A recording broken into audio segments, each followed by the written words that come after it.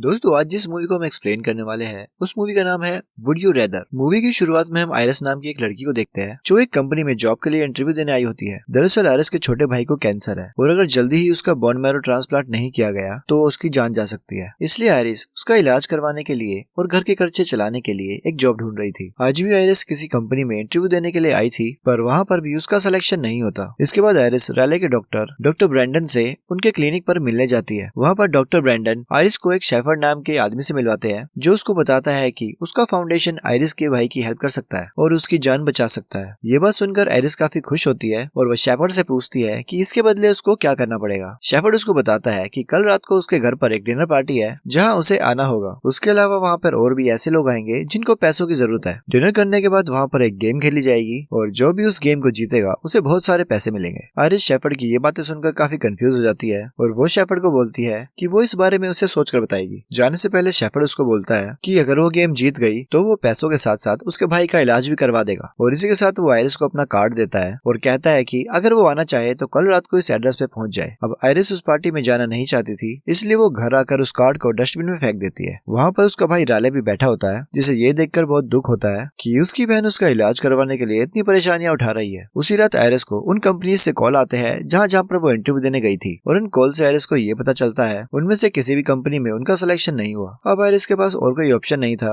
इसलिए वो डस्टबिन से उस कार्ड को वापस उठाती है और शेफर्ड की पार्टी में जाने के लिए तैयार हो जाती है और शेफर्ड को हाँ बोल देती है। फिर अगली रात आयरिस को पिक करने के लिए एक कार आती है जो उसे शेफर्ड की डिनर पार्टी में लेके जाती है। वहाँ पहुँच के आयरिस 7 और कंटेस्टेंट से मिलती है जो उसी की तरह वहाँ पर गेम खेलने के लिए आए हुए थे। थोड़ी देर बाद वहाँ पर वेमांस नाम का एक आदमी आता है जो शेफर्ड का सिक्योरिटी इंचार्ज होता है। फिर वो सभी कंटेस्टेंट्स को बोलता है कि गेम के रूल्स के हिसाब से उनको अपने कीज और मोबाइल फोन से यहीं पर छोड़ने होंगे। इसके बाद वो उन सभी को डिनर टेबल पर लेके जाता है और कुछ देर बाद वहाँ पर शेफर्ड अपने बेटे जूलियन के साथ आता है और सभी कंटेस्टेंट्स को उससे इंट्रोड्यूस करवाता है। इसके बाद सभी लोग डिनर करना शुरू करते हैं पर वहाँ पर आयरिस शेफर्ड को बोलती है कि मैं वेजिटेरियन हूँ, मैं मांस नहीं खा सकती। ये सुनकर शेफर्ड थोड़ा खुश होता है और शेफर्ड आयरिस को बोलता है कि मैं चाहता हूँ कि तुम ये मांस का टुकड़ा खाओ, पर आयरिस शेफर्ड को ऐसा करने से मना कर देती है। फिर शेफर्ड आयरिस को बोलता है कि अगर तुम ये मांस का टुकड़ा खा लेती हो तो मैं तुम्हें $10,000 दूंगा। आयरिस ये सुनकर सोच में पड़ जाती है क्योंकि $10,000 कोई छोटी रकम नहीं थी और थोड़ी देर सोचने के बाद वो उस मांस के टुकड़े को खा लेती है। ये देखकर शेफर्ड उस पर हंसने लगता है और उसको बोलता है कि जिसने जिंदगी में कभी मांस नहीं खाया था आज उसने कुछ पैसों के लिए ये मांस खा लिया है। इसके कुछ देर बाद शेफर्ड को पता चलता है कि उसके पास में बैठा एक आदमी जिसका नाम कॉनवे है वो एक रिकवरिंग अल्कोहलिक है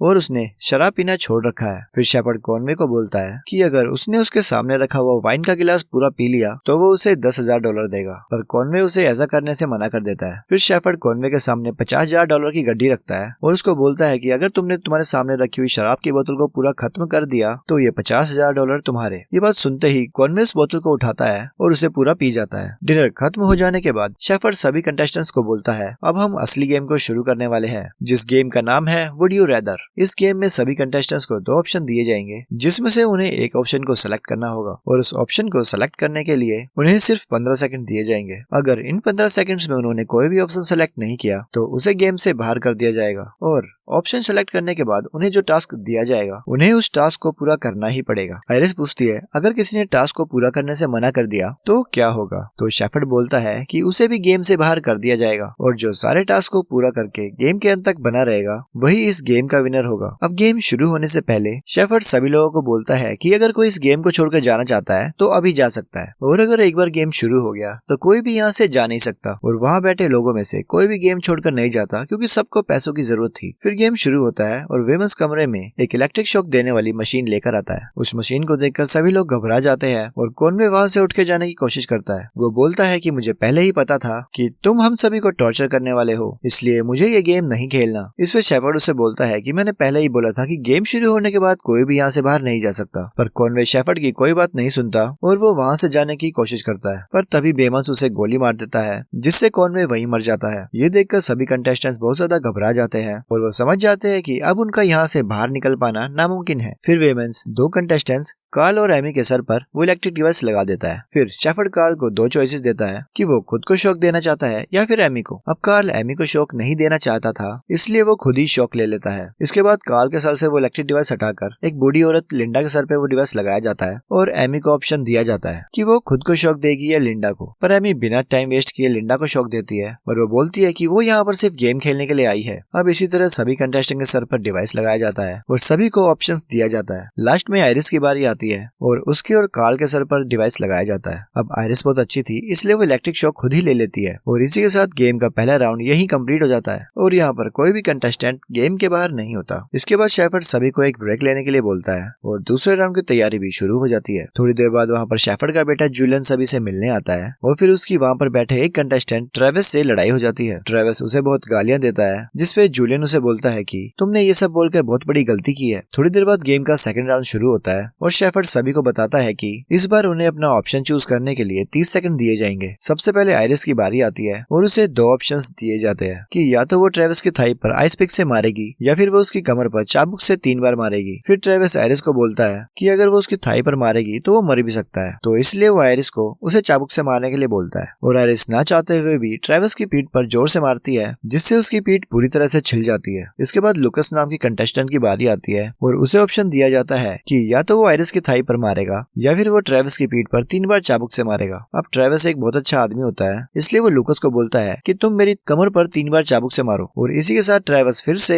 3 बार चाबुक से मार खा लेता है। अब अगली बार ये ट्रेविस की होती है और उसे ऑप्शन दिए जाते हैं कि या तो वो लुकस की थाई पर आइस पिक से स्ट्रैप करेगा या फिर वो बेमांस के हाथ से 3 बार फिर से चाबुक खाएगा। दोस्तों यहाँ पर हमें साफ पता चल जाता है कि थोड़ी देर पहले जो ट्रेविस की जूलियन से लड़ाई हुई थी उसका बदला जूलियन ट्रेविस से ले रहा है। अब ट्रेविस किसी को भी स्ट्रैप नहीं करना चाहता था, इसलिए वो तीसरी बार फिर से चाबुक खाने के लिए तैयार हो जाता है और बेमांस के हाथ से चाबुक खाने के बाद वो पूरी तरह अधमरा हो जाता है। इसके बाद पीटर नाम के एक आदमी की बारी आती है और उसे ऑप्शन दिया जाता है कि या तो वो लिंडा की थाई पर स्ट्रैप करेगा या फिर वो ट्रेविस की पीठ पर 3 बार चाबुक से मारेगा। अब पीटर सोचता है कि अब अगर उसने ट्रेविस को मारा तो वो पूरी तरह से मर जाएगा, तो फिर वो देखता है कि लिंडा पैरालाइज है और वो लिंडा को बोलता है कि अगर मैं तुम्हें स्ट्रैप करूंगा तो तुम्हें कुछ भी फील नहीं होगा और इसी के साथ वो आइस पिक से लिंडा की थाई पर मार देता है, जिससे लिंडा की थाई से बहुत ज्यादा खून निकलने लगता है। थोड़ी देर बाद पीटर देखता है कि लिंडा एकदम शांत बैठी हुई है। फिर लिंडा को चेक करने पर पता चलता है कि लिंडा मर चुकी है। अब लास्ट में कार्ल को ऑप्शन दिया जाता है कि या तो वो लुकस को स्ट्रैप करेगा या ट्रेविस की पीठ पर चाबुक से मारेगा। अब कार्ल को ये पता चल चुका था कि अगर उसे गेम में आगे बढ़ना है तो उसे किसी न किसी को तो मारना ही पड़ेगा, क्योंकि अगर सभी ही एक दूसरे को बचाएंगे तो गेम तो खत्म होगी ही नहीं। और इसी के साथ वो ट्रेविस की पीठ पर 3 बार मारता है, जिससे ट्रेविस वहीं चल बसता है और इसी के साथ गेम का सेकंड राउंड भी खत्म हो जाता है। अब तीसरा राउंड शुरू ही होने वाला था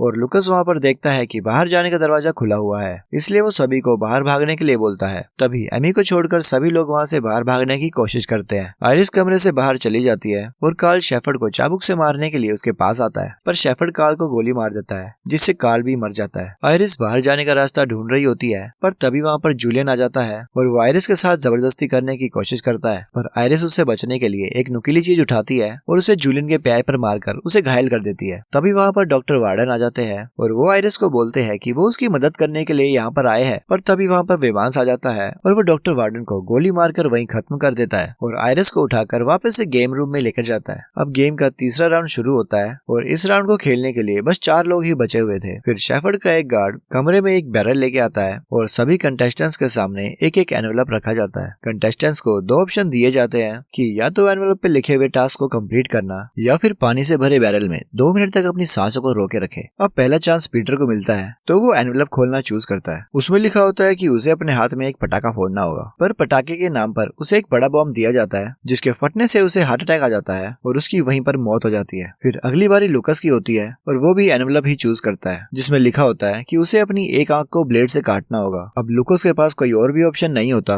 तो वो अपनी आंख को ब्लेड से काट लेता है। इसके बाद आयरिस की बारी होती है और वो बोलती है कि वो बैरल के अंदर 2 मिनट तक अपनी सांस को रोक कर रखेगी और वो ये काम पूरा भी कर लेती है। अब आखिरी चांस एमी का होता है और वो एनवेलप चूज करती है, जिसमें लिखा होता है कि उसे अपनी सांस को 4 मिनट तक बैरल के पानी में रोकना होगा, जिसको वो पूरा नहीं कर पाती और वहीं चल बसती है। अब लास्ट राउंड में सिर्फ लुकस और आयरिस बचते हैं। फिर शेफर्ड उनको बोलता है कि इस राउंड में जिसे भी पहला चांस मिलेगा उसको ही सारा एडवांटेज मिलेगा। फिर टॉस करके ये डिसाइड किया जाता है कि पहला चांस किसको मिलेगा। तो टॉस में आयरिस जीत जाती है। फिर शेफर्ड आयरिस के हाथ में एक बंदूक देता है और उसको बोलता है कि या तो तुम दोनों अभी गेम छोड़कर घर वापस जा सकते हो पर बिना कोई पैसा लिए, और या तो वो लुकस को शूट कर दे और गेम जीत कर पैसे ले जाए। फिर लुकस आयरिस को समझाने की कोशिश करता है और कहता है कि हम कहीं और से पैसा कमा लेंगे और मेरी 3 बहनें भी है, प्लीज मुझे शूट मत करना। पर आयरिस को सिर्फ अपने भाई की ही परवाह थी जिसके लिए आयरिस ने इतना सब कुछ किया था, और वो अचानक लुकस के हार्ट में शूट कर देती है जिससे लुकस वहीं मर जाता है। अब आयरिस गेम जीत जाती है और शेफर्ड उसे बहुत सारे पैसे देता है और उसे बोलता है कि अगले हफ्ते से उसके भाई का इलाज शुरू हो जाएगा। फिर आयरिस पैसे लेकर अपने घर पर आती है और फिर वो थोड़ी देर बाद जब अपने भाई को देखने उसके कमरे में जाती है तो वो देखती है कि उसके भाई ने काफी सारी दवाइयां खाकर सुसाइड कर ली है। अब शायद उसके भाई ने ऐसा इसलिए किया क्योंकि अब वो अपनी बहन आयरिस को और ज्यादा तकलीफ नहीं देना चाहता था, और फिल्म यहीं पर खत्म हो जाती है। दोस्तों, आज की ये मूवी आपको कैसी लगी? आप अपना जवाब हमें कमेंट करके जरूर बताएं, और ऐसी और भी इंटरेस्टिंग वीडियोस देखने के लिए आप हमारे चैनल को सब्सक्राइब करके बेल आइकन जरूर दबाएं ताकि आने वाली हर अपडेट आपको मिले सबसे पहले।